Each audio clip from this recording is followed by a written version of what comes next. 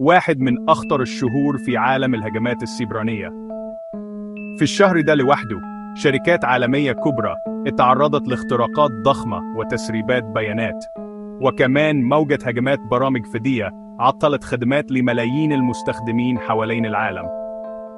الهجمات استهدفت صناعات مختلفة، من شركات مشروبات وملابس لمتاجر كبرى في بريطانيا لحد منصات تقنية عملاقة. اللي مخوف إن معظم الاختراقات حصلت عن طريق ثغرات بسيطة أو أطراف ثالثة، لكن النتيجة كانت تسريبات ضخمة وتشفير أنظمة كاملة.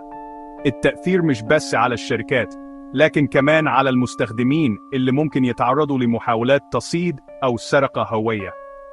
عشان كده لازم نفتكر، الحماية تبدأ بخطوات صغيرة زي التحقق بخطوتين، كلمات سر قوية، وما تضغطش على لينكات مش موثوقة. لو الفيديو عجبك، متنساش تعمل لايك وتشترك في القناة وتكتب في الكومنت رأيك. ايه أخطر هجوم سيبراني سمعت عنه في 2025؟